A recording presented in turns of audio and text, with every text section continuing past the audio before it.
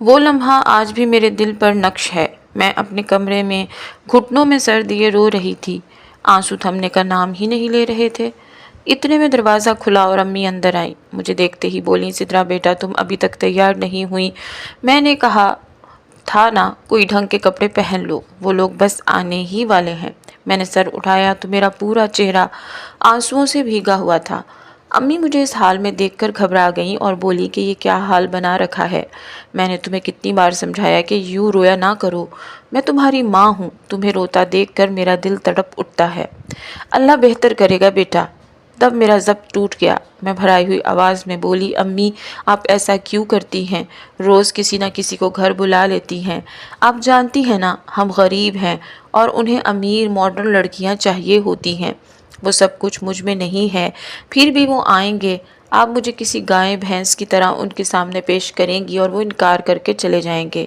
میں نے آنسو پوچھتے ہوئے کہا، آپ کو اندازہ ہے امی، ہر بار جب کوئی رشتہ دیکھنے آتا ہے اور خالی ہاتھ واپس چلا جاتا ہے تو میرے دل پر کیا گزرتی ہے؟ اچانک مجھے یوں لگا جیسے کوئی میرے آنسو پوچھ رہا ہو۔ میں چونک گئی۔ گال پر کسی نرم سے لمس کی گرمی محسوس ہوئی تو دل زور سے دھڑک اٹھا۔ میں نے گھبرا کر ارد گرد دیکھا، نظریں کمرے کے ہر کونے پر دوڑائیں مگر وہاں کوئی بھی موجود نہیں تھا۔ ایک لمحے کو خیال آیا کہ کیا یہ سب میرا وہم تھا؟ اسی گھبراہٹ میں میں ہڑبڑا کر کھڑی ہو گئی، مگر دل کے اندر وہی ٹوٹ پھوٹ جاری تھی جو برسوں سے مجھے خاموشی سے کھا رہی تھی۔ ابھی کچھ دیر پہلے ہی میں امی سے کہہ رہی تھی، امی میں ہر بار اندر سے بکھر جاتی ہوں، آپ کو اس بات کا احساس کیوں نہیں ہوتا امی؟ امی نے ہمیشہ کی طرح تسلی دیتے ہوئے کہا تھا، نہیں بیٹا اس دفعہ سب مختلف ہوگا، ماسی بتا رہی تھی کہ لوگ بہت اچھے ہیں، تم دیکھنا اس بار تمہارا رشتہ ضرور ہو جائے گا۔ میں نے ڈرتے ہوئے کہا تھا، لیکن امی میں آپ کو چھوڑ کر نہیں جانا چاہتی، میرے بغیر آپ کیسے رہیں گی؟ امی نے بات بدلتے ہوئے بس اتنا کہا، یہ سب مت سوچو، جو ہوگا دیکھا جائے گا، ابھی تم جلد سے تیار ہو جاؤ، اور یہ کہہ کر وہ کمرے سے باہر چلی گئی تھی۔ میں نے گہری سانس لی اور الماری کی طرف بڑھی۔ ہاتھ خود بخود اسی سوٹ پر جا کر رکا جو امی نے خاص میرے لیے بنوایا تھا، وہی ایک سوٹ جو ہر شادی پر، ہر فنکشن پر اور ہر بار جب کوئی مجھے دیکھنے آتا میں پہنتی تھی، جیسے میری پہچان، میری قسمت سبھی اس کپڑے کے ساتھ بندھی ہوئی تھی۔ میں ابھی سوٹ ہاتھ میں لیے کھڑی ہی تھی کہ اچانک دل میں ایک سرد سی لہر دوڑ گئی۔ مجھے شدت سے محسوس ہوا کوئی میرے بالکل پیچھے کھڑا ہے۔ میری سانس رک گئی۔ میں ایک دم گھبرا کر پیچھے مڑی اور جو منظر میری آنکھوں کے سامنے تھا اسے دیکھ کر میں ہکا بکا رہ گئی، کیونکہ یہ تو ایک میرا نام سدرا ہے، میری عمر 26 سال ہے، میں 5 بھائیوں کی اکلوتی بہن تھی۔ ایک وقت تھا جب ہم اپنے گھر میں بہت ہی خوشحال زندگی گزار رہے تھے۔ 5 بھائیوں کی لاڈلی بہن تھی، 5 سے چھوٹی تھی نہ، اسی وجہ سے بھائی مجھے بہت پیار کرتے تھے اور میری ہر خواہش میرے منہ سے نکلنے سے پہلے پوری کر دیتے تھے۔ لیکن ہمیشہ سے ایک بات انہوں نے مجھے سمجھا دی تھی کہ ہم جتنا مرضی لاڈ پیار کر لیں، لیکن نہ اپنے کسی کزن سے بات کرنی ہے اور نہ ہی کسی نامحرم سے۔ اس لیے میں کوئی بھی مہمان ہمارے گھر میں آ جاتا میں ان کے سامنے نہ جاتی تھی، کیونکہ مجھے بہت زیادہ شرم محسوس ہوتی تھی۔ مجھے ایسا لگتا تھا کہ اگر میں ان کے سامنے جاؤں گی یا تو مجھے بھائی ڈانٹیں گے یا پھر یہ لوگ مجھے باتیں کریں گے کہ کتنی بے شرم ہے، اس لیے میں کسی کے سامنے ہی نہ جاتی تھی۔ سب کزن آپس میں ایک دوسرے سے بات چیت کرتے تھے، لیکن میں کسی سے کوئی بات نہیں کرتی تھی اور ہمیشہ اپنا دوپٹہ لپیٹے رکھتی تھی۔ جیسے ہی بڑے بھائی کی شادی ہوئی ہمارے گھر میں لڑائی جھگڑے شروع ہو گئے۔ بھابھی کا مزاج بالکل ہم لوگوں سے مختلف تھا، انہیں ہماری ایک ایک بات بری لگتی تھی۔ بھائیوں کا یوں مجھ سے لاڈ پیار کرنا بھی انہیں اچھا نہ لگتا تھا۔ دیکھتے ہی دیکھتے اس نے بھائی کے دل میں میرے لیے نفرت پیدا کر دی۔ بھائی کا کہنا تھا کہ شاید میں نے ان کو ان کی بیوی کے ساتھ خوش نہیں دیکھنا چاہتی، حالانکہ ایسی کوئی بات نہیں تھی۔ میں تو یہی چاہتی تھی کہ بھائی اور بھابھی ہمیشہ خوش رہیں۔ میں صبح ہی کالج چلی جاتی، جیسے ہی واپس آتی آ کر ماں کے ساتھ کام کاج کروانے لگ جاتی۔ بھابھی تو کوئی کام دھندہ نہیں کرتی تھی، لیکن پھر بھی آج تک کبھی نہ ماں نے اور نہ ہی میں نے انہیں کچھ کہا تھا۔ لیکن پھر ایک دن اچانک سے بھائی نے الگ گھر کا مطالبہ کیا۔ ابو تو چونکہ میرے بچپن میں ہی وفات پا گئے تھے، امی نے محنت مزدوری کر کے بھائیوں کو پالا تھا اور پھر بھائی بڑے ہوئے تو وہ کمانے لگے، جس سے ہمارے گھر کے اخراجات بہت اچھے سے پورے ہو رہے تھے۔ میرے پانچوں بھائی کوئی نہ کوئی کام کر رہے تھے، لیکن بڑی بھابھی کے آتے ہی گھر کا پورا ماحول تبدیل ہو کر رہ گیا تھا۔ بھابھی نے الگ گھر کا مطالبہ کیا۔ ماں کے پاس اتنے وسائل نہ تھے۔ چھت پر ایک کمرہ تھا، اماں نے بھائی سے کہہ دیا کہ وہاں رہ لے۔ بھائی بولے کہ وہاں میرا گزارا نہیں ہے، اب میں ایک بچے کا باپ بھی ہوں، اس وجہ سے مجھے پیسے دے کے الگ گھر لے سکوں۔ اماں نے بہت سمجھانے کی کوشش کی۔ جب وہ نہ مانے تو اماں بولی کہ میں تمہیں اتنا پیسہ کہاں سے دوں کہ تم گھر خرید سکو؟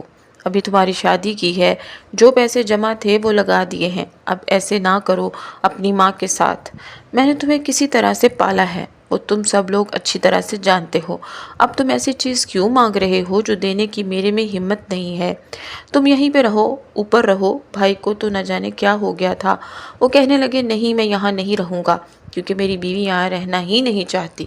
بس انہی دنوں بھائی ناراض ہو کر گھر چھوڑ کر چلے گئے۔ انہوں نے شاید کوئی رینٹ پر گھر لے لیا تھا۔ آہستہ آہستہ پھر انہوں نے اپنا گھر بنا لیا، لیکن ہم سب گھر والوں کے ساتھ ہمیشہ کے لیے تعلقات خراب کر لیے تھے۔ ایسے ہی ماں نے دوسرے بھائی کی شادی کی۔ وہ بھابھی میری پہلی بھابھی کو دیکھ کر رشک کرتی کہ بڑے بھائی اور بھابھی اچھی زندگی گزار رہے ہیں، لیکن یہ جوائنٹ فیملی سسٹم میں پس رہی ہے، اس وجہ سے وہ الگ ہونا چاہتی تھی۔ دوسرے بھائی نے بھی ایسے ہی امی سے بات کی اور کہا کہ میں الگ ہونا چاہتا ہوں۔ آپ کو تو پتہ ہے جیسے بڑا بھائی الگ ہو گیا، اب اسے دیکھ کر میری بیوی بھی کہتی ہے مجھے تمہارے گھر والوں کے ساتھ نہیں رہنا، آپ کے پاس چھوٹے بھائی ہیں نا، وہ آپ کا سہارا بنیں گے، اور بیویاں کب کسی کی سنتی ہیں۔ ماں نے کچھ بھی نہ کہا۔ ماں جانتی تھی آگے کا مطالبہ جو ہوگا وہ میں پورا نہیں کر سکتی، یہ بھی کہے گا کہ پیسے دیں یا پھر گھر بنا کر دیں۔ وہی بات ہوئی، بھائی نے وہی بات کر دی جس کا ماں کو ڈر تھا۔ ایک بھائی کو ماں نے اپنے سونے کی چین دے دی تھی جو کہ ابو نے امی کو گفٹ میں دی تھی، انہوں نے وہ بیچی اور ان کا سارا زیور بھی ان کے پاس ہی تھا۔ ہم نہیں جانتے انہوں نے کیسے گھر بنایا، لیکن اب دوسرے بھائی کا یہ مطالبہ سن کر ماں زیادہ پریشان ہو گئی تھی۔ ماں کے پاس ایک انگوٹھی تھی، ماں نے بھائی سے کہا یہ لے لو، اور میرے پاس اس سے زیادہ کچھ نہیں ہے۔ تبھی وہ بولے بھائی کو تو سونے کی چین دی تھی اور مجھے صرف ایک انگوٹھی، اس سے کیا بنے گا، اور میری بیوی کے پاس زیور بھی کم ہے، مجھے اس کے برابر چاہیے۔ لیکن ماں اس وقت بہت مجبور تھی۔ وہ بھائی بھی کافی دن لڑائی جھگڑے کرتے رہے اور ایک دن آخرکار اپنی بیوی کو لے کر وہاں سے چلے گئے۔ اسی طرح میرے پانچوں بھائیوں کی شادیاں ہو گئی اور ان سب کا رد عمل یہی رہا۔ ایک دن میری ماں بالکل اکیلی رہ گئی تھی، سب چھوڑ کے چلے گئے۔ میری ماں کا چھوٹا سا گھر شاید ان کے رہنے کے قابل نہیں تھا، اگر وہ اکٹھے رہتے تو نہ جانے کتنا بڑا گھر بنا لیتے، لیکن وہ سبھی الگ الگ ہو گئے تھے۔ یہ سب ایک دوسرے کے دشمن بن گئے تھے، کوئی بھی ایک دوسرے کی شکل دیکھنا پسند نہیں کرتا تھا، یہاں تک کہ کوئی ماں کو بھی آ کے ملتا تک نہ تھا۔ میری ماں سارا سارا دن روتی، مجھ سے یہ دیکھا نہیں جاتا تھا۔ میں ماں سے کہتی تھی کہ آپ کیوں روتی ہیں ان کے لیے جب انہیں پرواہ نہیں ہے؟ دکھ تو مجھے بھی بہت تھا، میں بھی اندر سے ٹوٹ کر رہ گئی تھی۔ میری پانچوں بھائی جو مجھ سے بے حد محبت کرتے تھے، اچانک سے جیسے جیسے ان کی شادیاں ہوتی گئیں وہ ہمیں چھوڑ کر جاتے رہے۔ انہیں اتنا خیال نہ آیا کہ ہماری جوان بہن ہے، ہماری ماں بوڑھی ہو گئی ہیں، پوری عمر انہوں نے ہمارے لیے محنت کی، تب کہیں جا کر ہمیں پال پوس کر بڑا کیا ہے، لیکن اب ہم جب ان کو سہارے کی ضرورت ہے تو سب چھوڑ کر چلے گئے۔ ایسے میں اپنی ماں کی ڈھال بنی اور بولی ماں فکر نہ کریں، آپ کی بیٹی ہمیشہ آپ کے ساتھ رہے گی۔ ماں بولی نہیں، بیٹیوں کو کون گھر رکھتا ہے، ایسے نہ کہو بیٹا، اگر میں مر گئی تو کل تمہیں کون پوچھے گا؟ میں کہیں جلد از جلد تمہارا رشتہ دیکھ کر تمہاری شادی کر دینا چاہتی ہوں، لیکن میں بالکل بھی شادی کے لیے رضامند نہ تھی۔ ماں لوگوں کے گھروں میں صفائی ستھرائی کا کام کرتی تھی، تب ہمارے گھر کے اخراجات پورے ہو رہے تھے۔ میں نے پڑھائی مکمل طور پر چھوڑ دی تھی، کیونکہ اتنی میری ماں کی اوقات نہیں تھی کہ وہ میری پڑھائی کے اخراجات بھی پورے کر سکیں۔ ماں کی کمائی سے ہم دونوں ماں بیٹی کا پیٹ پل رہا تھا، ہمارے لیے یہی کافی تھا۔ ہم دونوں ماں بیٹی کا پیٹ پل رہا تھا، ہمارے لیے یہی کافی تھا۔ بھائیوں نے اس کے بعد کبھی آ کر ہماری ذات تک نہیں پوچھی تھی، یہ بھی نہ پوچھا کہ آپ لوگ کس حالت میں جی رہے ہو۔ ماں کی طبیعت اب خراب رہنے لگی تھی۔ ماں کا دل چاہتا تھا کہ وہ میری شادی کر لے۔ بس انہی فکروں میں ماں نے ایک رشتے کروانے والی ماسی سے میرے رشتے کی بات کی کہ کوئی اچھا گھرانہ دیکھ کر میری بیٹی کا رشتہ کروا دو، کیونکہ میں شادی کرنا چاہتی ہوں۔ ماسی رشتے والی ایک رشتے والوں کو لے کر آئی۔ انہوں نے مجھے دیکھتے ہی رشتے سے انکار کر دیا اور بولے کہ یہ سیدھی سادی سی لڑکی ہے، اسے تو اٹھنے بیٹھنے کا طریقہ بھی نہیں ہے، اور تمہیں پتہ ہے نا ہمارا بیٹا پوری 10 جماعتیں پاس ہے اور گاڑیوں کا مکینک ہے، اور لڑکی تو ایسے دوپٹہ لپیٹے ہوئے ہے جیسے بہت نیک ہو۔ اگر اتنی نیک ہوتی تو سارے بھائی بھابیاں گھر چھوڑ کر کیوں چلے جاتے؟ نہ جانے انہیں یہ بات کس نے بتا دی تھی کہ میرے بھائی بھابیاں الگ ہیں۔ شاید رشتے والی ماسی نے ہی یہ بات بتائی تھی کہ میرے 5 بھائی الگ ہی رہتے ہیں، لیکن انہوں نے اس بات کو اتنا بڑا تانا بنا دیا تھا جیسے یہ کوئی انوکھی بات تھی۔ انہیں شاید اپنے بیٹے کے لیے کوئی ماڈرن لڑکی چاہیے تھی، اسی لیے مجھے انکار کر کے چلے گئے۔ ماں اس دن بہت زیادہ پریشان تھی۔ ہم لوگوں نے بہت زیادہ خرچہ بھی کیا تھا۔ پھر ایسا ہی ہوتا رہا، جو کوئی بھی رشتے کے لیے آتا کھاتا پیتا اور جاتے وقت یہ کہہ کر انکار کر جاتا کہ لڑکی بہت سادہ اور شرمیلی ہے، ہمیں تھوڑی ماڈرن لڑکی چاہیے۔ ماں میرے بارے میں بہت زیادہ پریشان رہنے لگی تھی۔ اب تو مجھے اتنی زیادہ ٹینشن ہونے لگی تھی، میرا دل چاہتا تھا میں خودکشی کر لوں، لیکن پھر ماں کا سوچ کر خاموش ہو جاتی تھی کہ نہیں، اگر میں حرام موت مر گئی تو خود بھی جہنم کا ایندھن بنوں گی، اور ماں اس کا کیا ہوگا؟ اب تو مجھے اپنے آپ سے نفرت ہونے لگی تھی۔ زندہ تھی تو صرف اپنی ماں کے لیے۔ ماں کی طبیعت بہت زیادہ خراب رہنے لگی تھی۔ ماں کا بخار اترنے کا نام ہی نہیں لے رہا تھا۔ اب ماں کا کام پر نہ جاتی تھی، اس لیے ہمارے فاقے ہونے لگے تھے۔ ماں کی دوائی کے لیے بھی کوئی پیسے نہ تھے۔ میرا دل چاہتا تھا بھائیوں کے پاس جاؤں، ان سے پوچھوں کہ کیا ماں باپ نے اس دن کے لیے انہیں پیدا کیا تھا کہ انہیں لاوارث چھوڑ دو؟ ایک ماں ہے، باپ تو پہلے ہی نہیں رہا، آپ لوگ اسے نہیں سنبھال سکتے؟ میں لڑکی ذات ہوں، میں کہاں جاؤں؟ ماں مجھے باہر نکلنے نہیں دیتی تھی، کیونکہ باہر کے حالات ماں کو اچھے نہیں لگتے تھے۔ ماں کہتی تھی کہ اپنی عزت کا محافظ انسان خود ہوتا ہے، لیکن اس طرح پیٹ پر پتھر باندھ کے بھی زندگی نہیں گزاری جا سکتی تھی۔ میں تو جیسے تیسے کر کے اپنا گزارا کر رہی تھی، وہ تو اللہ بھلا کرے ساتھ والی آنٹی کا، وہ ہم ماں بیٹیوں کو بھوکا دیکھ کر کبھی کبھی کھانا دے جاتی تھی، جو ہم تھوڑا تھوڑا کھا کر باقی بچا لیتی تاکہ دوسرے دن بھی کھا سکیں، لیکن ماں کی طبیعت دیکھتے ہی دیکھتے خراب ہو رہی تھی۔ ایک دن پھر بھائی کا فون آیا۔ بھائی کا نمبر موبائل پر دیکھ کر میں خوش ہو گئی تھی کہ شاید ان کے دل میں رحم آ گیا تھا، لیکن ایسا نہیں تھا۔ بڑے بھائی نے فون کیا تھا، وہ کہہ رہے تھے کہ ان کے بیٹے کی سالگرہ ہے، اگر ہو سکے تو امی کو لے کر آ جانا، آؤ گی تو اچھا لگے گا، نہیں آؤ گی تو مجھے کوئی فرق نہیں پڑتا۔ اتنی بات سے ہی میری ماں خوش ہو گئی تھی، ایسے لگ رہا تھا جیسے ان کی بیماری عادی ہو گئی ہو۔ اتنی دیر سے بیٹوں سے بات نہیں ہوئی تھی، آج ایک بیٹے نے فون کیا تو ماں زندگی کی طرف لوٹ آئی تھی۔ تبھی ماں مجھے کہنے لگی، سدرا جلدی جلدی سے تیار ہو جا، آج تیرے بھتیجے کی سالگرہ ہے، کتنا بڑا ہو گیا ہوگا نا، منا تو 3 سال ہو گئے ہیں ہوئے، وہ صرف 2 مہینے کا تھا، اب 3 سال کا ہو گیا، وہ شکر ہے۔ میرے بیٹے نے فون تو کیا، دیکھا میں نہ کہتی تھی کہ انہیں ہماری یاد ضرور آئے گی، دیکھو جب بھی خوشی کا موقع آیا ہے وہ ہمیں بھولے نہیں، ایسے ہی دوسرے بھی آہستہ آہستہ ٹھیک ہو جائیں گے، تو فکر نہ کرو، جلدی سے تیار ہو جاؤ۔ ماں کی یہ خوشی دیکھ کر میرے اندر سے بھی سارا غصہ ختم ہو گیا، اور میں نے وہی سوٹ پہنا جو ماں نے مجھے آج سے 4 سال پہلے بڑے بھائی کی شادی پر لے کر دیا تھا۔ یہی سوٹ میں ہر فنکشن پر پہنتی تھی۔ آج بھائی کے گھر سالگرہ پر جانا تھا، اس لیے میں نے یہی اپنا نیا سوٹ نکالا تھا۔ یہی ایک واحد سوٹ تھا جو تھوڑا پہننے کی حالت میں تھا، باقی تو سارے پھٹے پرانے تھے، کیونکہ کئی سالوں سے کوئی سوٹ ہی نہ لیا تھا، پیٹ ہی پر مشکل سے پال رہے تھے، کپڑے کہاں سے لیتے؟ ہم دونوں ماں بیٹی بھائی کے گھر چلے گئے۔ گھر کو کافی زیادہ سجایا گیا تھا۔ بھائی کا گھر کافی خوبصورت تھا، اس سے پہلے ہم اس گھر نہیں آئے تھے کیونکہ بھائی نے منع کیا ہوا تھا، لیکن آج انہوں نے خود بلایا تھا، اس لیے میں اور ماں خوشی خوشی ان کے گھر گئے تھے۔ گھر کو یوں سجا ہوا دیکھ کر ہم دونوں ماں بیٹی بہت خوش ہو رہے تھے۔ گھر میں کافی گہما گہمی کا سما تھا، بھابھی کے سارے میکے والے آئے ہوئے تھے، میں ایسے میں بالکل بھی آرام محسوس نہیں کر رہی تھی۔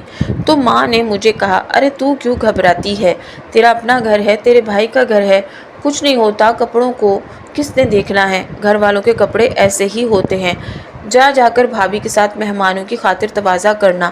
لیکن جیسے ہی ہم گھر کے اندر داخل ہوئے بھابھی کے سارے میکے والے ہماری طرف متوجہ ہوئے۔ ہمیں دیکھتے ہی بھابھی ہماری طرف آئی اور بولی اگر آنا ہی تھا، آئے بغیر نہیں رہ سکتی تھی تو پھر کوئی ڈھنگ کے کپڑے تو پہناتی۔ پتہ ہے میری ساری کزنز وغیرہ آئی ہوئی ہیں، کیا سوچیں گی کہ اس کی ساس اور نند کی ایسی حالت ہے، ایسا جیسے کوئی مانگنے والی ہوتی ہیں۔ میں ایسی حالت میں تو آپ لوگوں کو فنکشن میں نہیں جانے دے سکتی، جاؤ تم لوگ واپس چلے جاؤ یہاں سے۔ تبھی ماں بولی ارے بیٹی کیا ہو گیا ہے، ہمارا اپنا ہی تو گھر ہے۔ تو بھابھی نے آنکھیں گھماتے ہوئے جواب دیا، ہاں آپ کا اپنا گھر ہے، پیسے لگائے ہیں نا آپ نے، یہ میرے شوہر کی خون پسینے کی کمائی سے بنا ہے، یہ صرف میرا گھر ہے، آپ کا گھر وہی ہے جہاں آپ رہ رہی ہیں، اس میں کوئی حصہ دیا ہے؟ ہمیں نہ جانے بھابھی نے ہمیں یہاں ذلیل کرنے کے لیے بلوایا تھا، وہ ہمیں اندر بھی نہیں جانے دے رہی تھی۔ بھائی شاید کسی کام میں مصروف تھے، وہ ہمیں ادھر کہیں بھی نظر نہیں آئے تھے۔ بھابھی نے دروازے سے ہی ہمیں واپس کر دیا تھا۔ ماں بہت زیادہ رو رہی تھی اور میرا دل بھی خون کے آنسو رو رہا تھا، لیکن میں ماں کو اپنا رونا دکھا کر کمزور نہیں کرنا چاہتی تھی۔ میں ماں کو تسلی دے رہی تھی کہ ماں ان کی تو عادت ہی ایسی ہے، نہیں جانے دیا تو ہمیں کوئی فرق نہیں پڑتا۔ تبھی میں بولی تم یہاں انتظار کرو، ابھی تمہارا بھائی آئے گا اور ہمیں اندر لے جائے گا۔ لیکن ایسا نہیں ہوا، بھائی آیا ہی نہیں، بھائی نے دوبارہ کال تک نہیں کی تھی۔ ہم کافی دیر دروازے کے آگے کھڑے رہے تھے، لیکن پھر کسی نے دروازہ ہی نہ کھولا۔ رات کافی زیادہ ہو گئی تھی۔ پہلے تو ہم رکشے سے آئے تھے، جو پیسے تھے وہ کرائے میں چلے گئے تھے۔ ماں نے یہی سوچا تھا کہ واپسی پر بھائی خود چھوڑ جائیں گے، لیکن اس وقت ہم کوئی رکشہ بھی نہیں لے سکتے تھے، کیونکہ ہمارے پاس ایک پیسہ بھی نہ تھا کہ ہم کرایہ دے کر اپنے گھر تک پہنچ جاتے۔ تبھی تیز آندھی چلنا شروع ہو گئی۔ ایسے میں ماں کو مشکل سے سنبھالتی ہوئی آگے کی طرف لے جانے لگی تھی۔ راستہ کافی زیادہ سنسان تھا، ماں کی طبیعت بھی بگڑتی جا رہی تھی، وہ بہت زیادہ غم زدہ تھیں، اس وجہ سے وہ یہ صدمہ برداشت نہ کر سکیں اور بے ہوش ہو کر گر گئیں۔ مجھے اس وقت بہت زیادہ ڈر محسوس ہو رہا تھا، میں ماں کو کیسے سنبھالتی۔ میں نے ماں کو گھسیٹتے ہوئے ایک درخت کا سہارا دیا اور خود رونے لگی۔ ایسی اندھیری طوفانی رات میں کوئی بھی نہیں تھا جو ہمیں سہارا دیتا۔ میں وہیں بیٹھ کر اونچی آواز میں رونے لگی تھی، تبھی ایک تیز رفتار گاڑی آ کر میرے قریب رکی۔ اس گاڑی میں سے ایک نوجوان نکلا تھا جس کے چہرے پر ماسک تھا۔ اس کی شکل تو میں دیکھ نہیں سکی تھی، صرف آنکھیں اور پیشانی نظر آ رہی تھی۔ مجھے یوں روتا ہوا دیکھ کر بولا کیا بات ہے میڈم، آپ رات کے اس پہر یہاں کیا کر رہی ہیں، اور یہ بوڑھی عورت کون ہے؟ تو میں نے کہا یہ میری ماں ہے، ہم لوگ ابھی سالگرہ سے واپس آ رہے تھے کہ ماں کی طبیعت اچانک سے خراب ہو گئی ہے۔ میں اندر کی بات اس سے چھپا گئی تھی، اب ایسی باتیں ہر کسی کو تو بتائی نہیں جاتی۔ تبھی وہ نوجوان بولا میں آپ کی مدد کر سکتا ہوں، آپ میرے ساتھ سہارا دے کر اپنی ماں کو گاڑی میں بٹھائیں، میں انہیں ہسپتال لے کر چلتا ہوں۔ نہیں نہیں، مجھے نہیں اس کی ضرورت، کیونکہ ماں نے اکثر مجھے بتایا تھا کہ ایسے لوگ جوان لڑکے کہیں سے کہیں لے جاتے ہیں۔ تبھی وہ بولا آپ کو گھبرانے کی ضرورت نہیں ہے، آپ مجھ پر اعتبار کر سکتی ہیں، کیونکہ میں ایسا ویسا نہیں ہوں، صرف اور صرف آپ کی مدد کرنا چاہتا ہوں اور کوئی غرض نہیں ہے۔ اس وقت مجھے ماں کی جان کی پڑی ہوئی تھی، اس لیے میں نے ماں کو سہارا دیا اور ماں کو گاڑی میں بٹھانے میں اس نوجوان کی ہیلپ کی، اور ہم لوگ ماں کو گاڑی میں لٹا کر ہسپتال لے گئے۔ وہ نوجوان ماں کے علاج کے سارے ڈیوز کاؤنٹر پر جمع کروا گیا تھا۔ 2 دن ماں ہسپتال رہی۔ میں نے فون کر کے بھائی کو یہ بات بتائی، لیکن بھابھی نے شاید بھائی کو ہی یہ بات نہیں بتائی تھی۔ دوسرے بھائیوں کو بھی میں نے فون کر دیا تھا، لیکن کوئی بھی ماں کی تیمارداری تک کرنے نہ آیا تھا۔ نہ جانے وہ اتنے سخت دل کیسے ہو گئے تھے۔ ماں کی جان جینے والے بھائی ماں کو بستر مرگ پر دیکھ کر بھی پوچھنے تک نہ آئے تھے، لیکن وہ نیک انسان جو بھی تھا اس نے خفیہ طور پر ہماری مدد کی اور ہمیں معلوم بھی نہ ہونے دیا۔ اس کے بعد وہ وہاں سے غائب ہو گیا تھا۔ ماں کی طبیعت کافی حد تک بہتر ہو گئی تھی۔ میں ماں کو لے کر گھر آ گئی۔ اماں کو دوبارہ سے میرے رشتے کی فکر پڑی ہوئی تھی۔ وہ چاہتی تھی کہ وہ اپنی زندگی میں ہی میری شادی کہیں کر دیں، کیونکہ ان کا کہنا تھا زندگی کا کوئی بھروسہ نہیں ہے۔ اس دن میں بھائیوں کی باتیں یاد کر کر کے بہت زیادہ پریشان تھی، تو ماں نے مجھے بتایا کہ کچھ لوگ تمہیں دیکھنے کے لیے آ رہے ہیں، تو اچھا سے تیار ہو جانا۔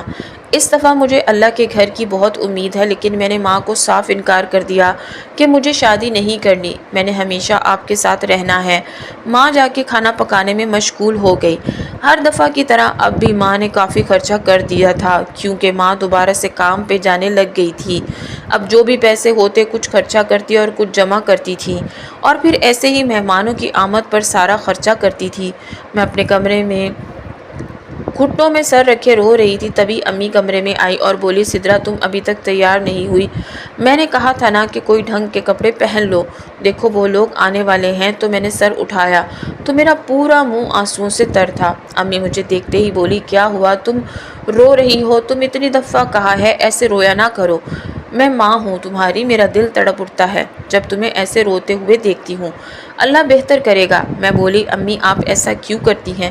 ہر روز کیوں کسی نہ کسی کو گھر پر بلا لیتی ہیں؟ آپ جانتی ہیں ہم غریب ہیں اور انہیں امیر اور ماڈرن لڑکیاں چاہیے، یہ سب کچھ میرے اندر نہیں ہے۔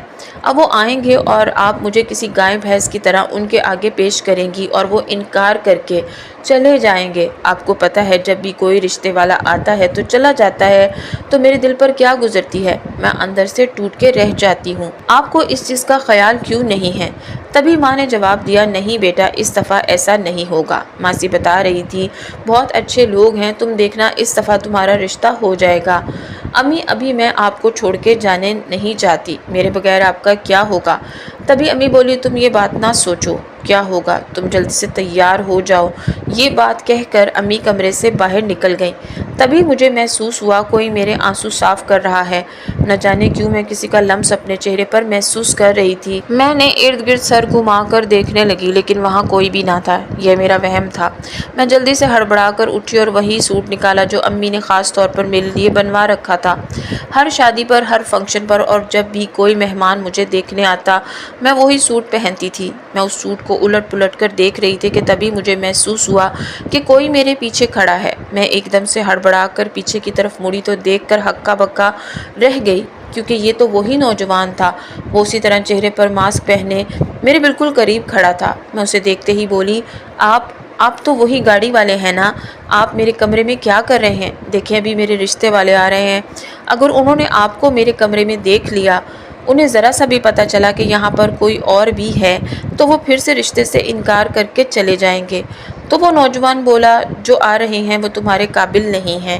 میں حیرانگی سے اس کی طرف دیکھنے لگی اور جلدی سے اپنا منہ دوپٹے میں چھپا لیا اور بولی، آپ نے میری مدد کی، اس کا مطلب یہ نہیں کہ آپ میرے گھر تک پہنچ جائیں، چلے جائیں میرے گھر سے، میری ماں نے دیکھ لیا تو وہ کیا سوچے گی؟ وہ نوجوان بولا، مجھے کوئی نہیں دیکھے گا اور کچھ نہیں سوچے گا، لیکن جو لوگ تمہیں دیکھنے آ رہے ہیں نا، وہ تمہارے قابل نہیں ہیں، میں تمہیں بس یہ بتانا چاہ رہا تھا، اور اس لیے وہ نہیں آئیں گے۔ اس کی اس بات سے میں اور بھی زیادہ حیران ہوئی اور بولی، کیوں نہیں آئیں گے؟ تبھی اس نے جواب دیا، کیونکہ میں نہیں چاہتا کہ کوئی تمہاری اس طرح سے بے عزتی کر کے جائے، وہ بھی انتہائی لالچی انسان ہیں، وہ آئیں گے اور تمہاری ماں سے جہیز کا مطالبہ کریں گے۔ پھر میں بولی، تم ہوتے کون ہو یوں ہمارے گھر کے معاملات میں دخل اندازی کرنے والے؟ وہ مسکرا رہا تھا، پھر اچانک سے وہ میری آنکھوں کے سامنے سے اوجھل ہو گیا۔ میں حیران تھی کہ میں نے اسے جاتے ہوئے بھی نہیں دیکھا اور وہ ابھی سامنے کھڑا تھا اور نہ جانے کہاں چلا گیا۔ میں ادھر ادھر گھوم کر دیکھ رہی تھی، وہ کہیں بھی نہیں تھا۔ تبھی ماں اندر آئی اور بولی، ابھی ماسی کبرا کا فون آیا تھا، وہ کہہ رہی تھی وہ لوگ نہیں آ رہے کیونکہ ان کا کہنا ہے انہیں بہت سا جہیز چاہیے۔ پھر مجھے اس نوجوان کی بات یاد آئی، وہ بھی تو یہی کہہ رہا تھا نا کہ وہ لوگ نہیں آئیں گے، آخر وہ کون تھا اور اچانک سے کہاں غائب ہو گیا؟ میں بہت زیادہ پریشانی میں تھی، ماں کو بھی یہ بات نہیں بتا سکتی تھی۔ اب مجھے ہر وقت محسوس ہوتا کہ کوئی میرے آس پاس ہی گھوم رہا ہے۔ اگر میں کھانا بنا رہی ہوتی تو مجھے لگ رہا ہوتا تھا کہ کوئی میری مدد کر رہا ہے، لیکن مجھے ایسا کیوں محسوس ہوتا تھا؟ مجھے کچھ بھی سمجھ نہیں لگ رہی تھی، میں بہت زیادہ فکر مند رہتی تھی۔ اب ماں کو کوئی بات مجھ سے کرتی تو مجھے سنتی ہی نہیں تھی کہ ہر وقت میں اسی نوجوان کے بارے میں سوچتی رہتی تھی۔ کچھ دن تو امی کی طبیعت ٹھیک رہی، ان کی پھر سے طبیعت خراب ہونے لگی تھی۔ میں نے امی سے بات کی، امی اس طرح کام نہیں چلے گا، میں اب باہر نکلوں گی اور کام کروں گی، اس طرح شرماتے شرماتے میں پوری زندگی نہیں گزار سکتی، میں آپ کا علاج کروانا چاہتی ہوں، آپ کو اچھی زندگی دینا چاہتی ہوں، زیادہ نہیں کہیں نہ کہیں صفائی ستھرائی کے لیے مجھے کوئی نوکری مل جائے گی۔ میں نے کسی نہ کسی طرح ماں کو کام کے لیے منا لیا تھا۔ اماں راضی تو ہو گئی لیکن ابھی میرے لیے بہت زیادہ فکر مند تھی۔ ماں کو تسلی دیتے ہوئے اس دن میں کام کی تلاش میں نکلی تھی۔ میں ایسی سنسان سڑک پر جا رہی تھی، یہ دوپہر کا ٹائم تھا، سب لوگ اپنے اپنے گھروں میں آرام کر رہے تھے، یہاں تک کہ اتنی دوپہر میں چرند پرند بھی نظر نہیں آ رہے تھے۔ تبھی میرے پاس آ کے وہی گاڑی رکی تھی۔ میں ڈری سہمی ہوئی خود میں سمٹ کے رہ گئی۔ وہ نوجوان گاڑی سے نیچے اترا اور بولا، اتنی دھوپ میں تم کہاں جا رہی ہو؟ بیٹھو گاڑی میں، تمہیں چھوڑ دیتا ہوں۔ میں نے جواب دیا، نہیں مجھے نہیں جانا آپ کے ساتھ، میں اس وقت بہت پریشان ہوں۔ وہ بولا، مجھے پتا ہے آپ کی پریشانی کیا ہے، آپ کام کی تلاش میں پھر رہی ہیں نا، میرے پاس ایک کام ہے، اگر آپ کرنا چاہتی ہیں تو۔ میں حیران ہوں۔ آپ بولی، کون سا کام؟ تو یہ بولا، میری ماں بیمار ہے اور ہمیں ایک کیئر ٹیکر کی ضرورت ہے اور ہم تمہیں اچھی خاصی سیلری دیں گے۔ اس لیے یہ بات سن کر میں خوش ہو گئی۔ میں اس کے ساتھ نہ جانے کیوں اس پر اعتبار کرتی ہوئی اس کی گاڑی میں بیٹھی اور اس کے ساتھ چل دی۔ اس نے گاڑی اب سنسان سے راستے کی طرف ڈال دی تھی۔ نہ جانے کیوں مجھے اس وقت ذرا برابر بھی خوف محسوس نہیں ہو رہا تھا۔ چہرہ اس کا میں نے آج بھی نہیں دیکھا تھا، وہ اسی طرح چہرے پہ ماسک لگائے ہوئے تھا، میں صرف اس کی آنکھیں، اس کی پیشانی دیکھ سکتی تھی۔ دیکھنے سے محسوس ہوتا تھا کہ یہ کافی خوبصورت نوجوان ہے، لیکن مجھے اس میں کوئی دلچسپی نہیں تھی، مجھے صرف اور صرف کام کی تلاش تھی۔ تبھی اس نے گاڑی ایک ویران جگہ پر ایک گھر کے سامنے روکی تھی۔ گاڑی کا دروازہ کھولتے ہی بولا، نکلو میرا گھر آ گیا ہے۔ میں جلدی سے گاڑی سے باہر نکلی۔ جیسے ہی گھر کے اندر داخل ہوئی تو میں حیران رہ گئی، یہ گھر بہت ہی خوبصورت تھا، اس گھر میں ہر چیز ہی بہت خوبصورت دکھائی دے رہی تھی، لیکن پھر مجھے وہ تھوڑا آگے لے کر گیا تو مجھے وہاں کوئی بھی نہیں نظر آ رہا تھا۔ میں بولی، آپ مجھے کہاں لے آئے ہیں؟ کہاں ہیں آپ کے گھر والے؟ یہاں تو کوئی بھی نہیں ہے، آپ نے میرے ساتھ دھوکہ کیا ہے۔ وہ کھلکھلا کر ہنس پڑا، اس کی ہنسی مجھے اندر تک چبھ رہی تھی۔ اب میں جان گئی تھی کہ ماں سچ کہتی ہیں، کسی غیر پر اعتبار نہیں کرنا چاہیے۔ میں خود سے بولی، بس سدرا، تمہاری عزت اس کے ہاتھوں محفوظ نہیں۔ ماں جیسا کہتی تھی ویسے ہی ہوا، تم نے میرے ساتھ دھوکہ کیا، کیوں لے کر آئے ہو مجھے یہاں پر، بتاتے کیوں نہیں ہو؟ میں نے غصے سے اس کی طرف دیکھتے ہوئے چیخی تھی۔ وہ پھر سے ایک کہکہا لگاتے ہوئے ہنسا تھا اور بولا، بتاتا ہوں، آگے تو چلو، کیوں لے کر آیا ہوں؟ مجھے تھوڑا سا آگے لے کر گیا تو میں حیران رہ گئی۔ یہاں پر بہت عجیب و غریب ڈھانچے بنے ہوئے تھے، یہ ہڈیوں کے ڈھانچے، ان میں سے ابھرتی ہوئی آنکھیں، ایسے لگ رہا تھا جیسے مجھے کھا جائیں گی۔ میں وہیں پہ چیخنا چلانا شروع ہو گئی تو وہ بولا، خاموش ہو جاؤ لڑکی، چیخنے چلانے کی ضرورت نہیں ہے، تمہیں پتہ ہے تم اس وقت کہاں پہ ہو؟ میں آنسو صاف کرتے ہوئے اس کی طرف دیکھتی ہوئی بولی، کہاں ہوں؟ بتاؤ تو۔ تم مجھے اپنی ماں کے لیے لے کر آئے تھے نا، تمہیں کیئر ٹیکر کی ضرورت تھی، لیکن یہ کون سی جگہ ہے؟ تم مجھے کہاں لے آئے ہو؟ اللہ کا واسطہ مجھے میرے گھر جانے دو، مجھے کچھ مت کہنا، میری ماں جیتے جی مر جائے گی، میری ماں کا میرے علاوہ کوئی سہارا نہیں ہے۔ میں اس سے منت سماجت کر رہی تھی، تبھی مجھے وہاں ایک خوفناک شکل کی عورت نظر آئی اور میری آنکھوں کے سامنے دیکھتے ہی دیکھتے وہ جو خوبصورت نوجوان تھا وہ انتہائی بھیانک شکل اختیار کر گیا۔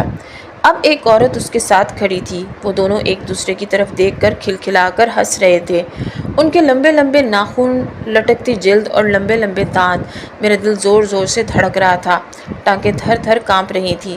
میں کپ کپاتی ہوئی آواز سے بولی، آپ لوگ کون ہو؟ آپ انسان نہیں لگتے۔ تبھی وہ بولے، ہاں تم نے ٹھیک پہچانا، ہم واقعی میں انسان نہیں ہیں، ہم جنات ہیں۔ میں ہوں جن زادہ سلمان اور یہ میری بیوی ہے جن زادی فاریہ، اور پتہ ہے ہم تمہیں یہاں کیوں لے کر آئے ہیں؟ ہمیں کسی کیئر ٹیکر کی ضرورت نہیں اور نہ ہی ہماری ماں بیمار ہے، میں تمہیں صرف اپنے مقصد کے لیے لے کر آیا ہوں۔ اب تمہیں تب تک زندہ رہنا ہوگا جب تک میرا مقصد پورا نہیں ہو جاتا، لیکن جیسے ہی میرا مقصد پورا ہوگا میں تمہیں اس کو کاف سے تو کیا اس دنیا سے ہی بھیج دوں گا، کیونکہ ہمیں انسانوں کا گوشت، ان کا خون بہت پسند ہے، ہم دونوں میاں بیوی ہی اس کا شوقین ہیں۔ پھر وہ دونوں ایسے کھلکھلا کر ہنسے تھے، ان کی یہ ہنسی میری جان نکال رہی تھی، میرے کان کے پردے ایسے تھے جیسے پھٹ جائیں گے۔ میں نے خوف کے مارے آنکھیں بند کر لی، کیونکہ مجھے پتا تھا میری زندگی کے چند گھنٹے یا شاید چند دن باقی رہ گئے ہیں۔ نہ جانے ان کا کون سا مقصد ہے، وہ مقصد پورا ہوتے ہی میں نہیں بچوں گی۔ مجھے اس وقت بھی اپنی فکر نہیں تھی، اپنی ماں کی فکر کھائی جا رہی تھی۔ میری ماں کا کیا ہوگا؟ میں آنکھیں بند کیے بیٹھی تھی، تبھی ایک آواز میرے کانوں میں پڑی۔ یہ آواز کچھ جانی پہچانی تھی۔ وہ کہہ رہا تھا، آپ کو منع کیا تھا نا ایسی حرکتیں نہ کیا کریں، لیکن آپ باز نہیں آئے۔ نہ جانے کب تک آپ یہ شیطانی حرکتیں کریں گے اور ہمارے بابا شہنشاہ جنات کا نام اسی طرح ڈبوتے رہیں گے۔ آج ہی میں بابا جنات سے آپ کی شکایت کرتا ہوں۔ آپ کیسے ایسی حرکتیں کر سکتے ہیں؟ ایک لڑکی کو اپنے مقصد میں کامیابی حاصل کرنے کے لیے استعمال کر رہے ہیں، وہ بیچاری معصوم کمزور لڑکی جو پہلے ہی بے بس ہے۔ آپ کو خود اس پہ ترس کھانا چاہیے تھا اور آپ کو یہ بھی سوچنا چاہیے تھا کہ یہ آپ کی بھائی کی محبوبہ ہے۔ میں اسے بہت زیادہ پیار کرنے لگا ہوں اور میں یہ برداشت نہیں کروں گا کہ آپ میری محبوبہ پر انگلی تک اٹھائیں۔ تبھی میں نے آنکھیں کھول کے دیکھا تو سامنے وہی ماسک پہنے نوجوان کھڑا تھا جس کے ساتھ میں یہاں داخل ہوئی تھی۔ یہ سب کیا ہو رہا ہے؟ مجھے کچھ بھی سمجھ نہیں آئی۔ تبھی میں بولی، ابھی تم مجھے اندر لے کر آئے تھے اور یہ بھیانک شکل اختیار کر کے گئے تھے، اب تم نے ایک اور شکل لے لی کہ تم جنات ہو، نہ تم کچھ بھی کر سکتے ہو۔ بولا، نہیں نہیں، ایسا نہیں ہے، میرا بھائی میری شکل لے کر تمہیں دھوکہ دینے گیا تھا، کیونکہ یہ جانتا تھا میں تم سے محبت کرنے لگا ہوں اور تم مکمل طور پر میرے قابو میں تھی، کیونکہ میں تم سے عشق کرتا تھا، لیکن میں نہیں جانتا تھا کہ میرا سگا بھائی ہی میری محبوبہ کو یوں استعمال کرے گا۔ تبھی اس نوجوان نے چٹکی بجائی اور ہم سب ایک بڑے سے ہال میں پہنچ گئے تھے۔ یہاں پر ایک بہت ہی خوفناک شکل کا آدمی ایک بڑی سی کرسی پر بیٹھا تھا اور اس کے ساتھ میں ایک عورت بیٹھی تھی جس نے سر پر تاج پہنا ہوا تھا۔ یہ بھی کافی بھیانک شکل کی تھی۔ یہ دیکھتے بھی مجھے اور زیادہ ڈر محسوس ہو رہا تھا کیونکہ ان کے ارد گرد تمام کے تمام جنات ہی تھے۔ انتہائی بھیانک شکل تھی سب کی۔ تبھی میں اس نوجوان کی طرف دیکھنے لگی اور بولی، اب یہ تم کیا کر رہے ہو؟ وہ بولا، دیکھو مجھے معاف کرنا، میں نے تم سے کوئی وعدے نہیں کیے تھے، لیکن میں سچ میں تم سے پیار کرنے لگا تھا، میں تمہاری مدد کرنا چاہتا تھا۔ اس دن بھی میں تمہارے گھر گیا تھا، لیکن میرے بھائی نے تمہارا پیچھا کیا اور تمہیں یہاں تک لے آیا، کیونکہ میرے بھائی کی شادی کو کئی سال گزر گئے ہیں اور اس کے پاس کوئی اولاد نہیں، اب تمہیں یہ اولاد کے لیے استعمال کرنا چاہتا تھا۔ تبھی میں بولی، لیکن کیوں اور کیسے؟ وہ جن زادہ ہے، میں آدم زادی ہوں، پھر وہ کیوں میرے ساتھ ایسا کر رہا ہے؟ تبھی وہاں پہ ایک بھیانک شکل والا آدمی بھیانک آواز میں بولا، جو فیصلہ ہے شہنشاہ جنات کی عدالت میں پیش کیا جائے۔ تبھی وہ خوبصورت نوجوان اپنے چہرے سے ماسک اتار کر آگے کی طرف بڑھا۔ میں دیکھ کر حیران رہ گئی، یہ تو بہت ہی خوبصورت نوجوان تھا۔ اسے دیکھتے ہی میں ہکا بکا رہ گئی، لیکن پھر میں نے سوچا یہ جن زادہ ہے، اس کا بھائی بھی جن زادہ ہے، یہ کچھ بھی کر سکتے ہیں۔ اس کے بھائی نے اس کی شکل لی اور مجھے دھوکہ دے گیا، اب اس نے نہ جانے کس کی شکل اختیار کی ہوگی۔ تبھی شہنشاہ جنات کی عدالت میں اس کے دونوں بیٹوں کو پیش کیا گیا تو وہ نوجوان بتا رہا تھا کہ بھائی نے یہ اچھا نہیں کیا، بھائی جانتے تھے کہ میں اس لڑکی سے محبت کرتا ہوں، انہوں نے اسی چیز کا فائدہ اٹھایا کیونکہ اب اسے یہاں لے کر آنا بہت آسان تھا، اس سے پہلے یہ کسی بھی لڑکی کو اتنی آسانی سے نہیں لے کر آ سکتے تھے۔ انہوں نے میری شکل اختیار کی اور اسی طرح اس کے پاس پہنچ گیا۔ اب وہ اس سے شادی کر کے اپنی اولاد چاہتے تھے اور پھر اسی کو مار دینا چاہتے تھے۔ اب آپ بتائیں کہ ایسا کرنا جائز ہے کہ آپ کی عدالت یہ اجازت دیتی ہے؟ تبھی شہنشاہ جنات جو کہ ان دونوں کے باپ تھے بولے، میں نے بہت دفعہ تمہیں منع کیا ہے نہ کہ اپنی یہ حرکتیں چھوڑ دو، کیونکہ شیطانی حرکتیں کرتے ہوئے تم جانتے تھے کہ تمہارا بھائی اس لڑکی سے محبت کرتا ہے، یہ محبت اسے کرتا ہے، یہ بھی غلط ہے کیونکہ یہ ہمارے کوہ کاف کے اصولوں کے خلاف ہے، لیکن تم تو اغوا کر کے اس لڑکی کو کوہ کاف میں ہی لے آئے اور صرف اولاد کے لیے استعمال کرنا چاہتے ہو، کیونکہ تمہیں کسی عامل نے یہ بتا دیا تھا کہ تم صرف اولاد آدم زادی سے ہی حاصل کر سکتے ہو اور اس کے بعد تم اسے مار دینا، تو تم نے اولاد کی خاطر یہ بھی نہیں سوچا کہ تم کسی کی جان لے لو گے۔ میں تمہیں اس کے لیے کبھی معاف نہیں کروں گا، جو ہمارے کوہ کاف کا اصول ہے وہ میں نہیں توڑوں گا، اس لیے تمہارے اس گناہ کی سزا تو تمہیں ملے گی۔ شہنشاہ جنات نے اپنے جناتی سپاہیوں کو حکم دیا کہ اسے 100 سال کے لیے کوہ کاف کی جیل میں ڈال دو، یہ دونوں میاں بیوی 100 سال تک وہاں رہیں گے، ان کو پتہ لگ جائے گا کہ یہ صرف شہنشاہت لینے کے لیے اولاد حاصل کرنا چاہتے ہیں، وہ بھی ایک آدم زادی کے بدن سے، یہ ہم کبھی گوارا نہیں کریں گے۔ تبھی وہ خوفناک جنات اس نوجوان کے بھائی کو جیل میں لے گئے۔ اس لڑکے کا نام فہد تھا، یہ اس نے مجھے ابھی بتایا تھا کہ اس کا نام فہد ہے، اس سے پہلے میں اس کا نام بھی نہیں جانتی تھی۔ پھر اس کے بعد شہنشاہ جنات نے حکم دیا کہ اب میں فہد کا فیصلہ فہد پر چھوڑتا ہوں، کیونکہ میں نے ابھی جناتی طاقتوں سے یہ پتہ لگوایا ہے کہ یہ انسانی دنیا میں بہت سے لوگوں کی مدد کرتا رہا ہے، لیکن کسی پہ اس کا یوں دل نہیں آیا۔ یہ آدم زادی یہ بہت مجبور ہے، اس لیے میں فہد کو حکم دیتا ہوں کہ اس کی ہر طرح سے مدد کرے۔ اگر یہ راضی ہوتی ہے تو اس سے شادی کر لے، لیکن صرف اس شرط پہ کہ اس لڑکی کو یہاں کوہ کاف میں رہنا ہوگا۔ تبھی فہد میری طرف دیکھنے لگا اور بولا کہ دیکھو، میں تمہاری مرضی کے خلاف کچھ بھی نہیں کروں گا، کیونکہ میں تم سے محبت کرتا ہوں اور میں جانتا ہوں کہ تم آدم زادی ہو، لیکن پھر بھی میں تمہیں عزت سے اپنانا چاہتا ہوں۔ کسی کو بھی یہ بات معلوم نہیں ہوگی کہ میں ایک جن زادہ ہوں، میں بالکل انسانوں کے روپ میں رہوں گا۔ میں پریشانی سے اس کی طرف دیکھ رہی تھی اور بولی نہیں، میں ایسا نہیں کر سکتی، میری ماں وہاں پریشان ہو رہی ہوگی، میں اپنی ماں کے پاس جانا چاہتی ہوں، پلیز مجھے میری ماں کے پاس لے جاؤ۔ تم مجھ سے کب محبت کرنے لگے یہ بات میں نہیں جانتی، تم مجھے اچھے لگے ہو، تم اچھے جن زادے ہو کیونکہ تم نے میری مدد کی ہے۔ تو وہ بولا میں ابھی بھی تمہاری مدد کرنے سے پیچھے نہیں ہٹوں گا، اسی طرح تمہاری مدد کرتا رہوں گا، بے شک تم مجھ سے شادی کرو یا نہ کرو، لیکن میری تربیت مجھے یہی سبق دیتی ہے کہ ہمیشہ دوسروں کی مدد کرو، خواہ اس میں آپ کا کوئی مقصد پوشیدہ نہ ہو۔ میں اپنے مقصد کی خاطر تمہاری مدد نہیں کروں گا، بلکہ صرف یہ جان کے مدد کروں گا کہ اس کا اجر میں اللہ تعالیٰ سے لوں گا۔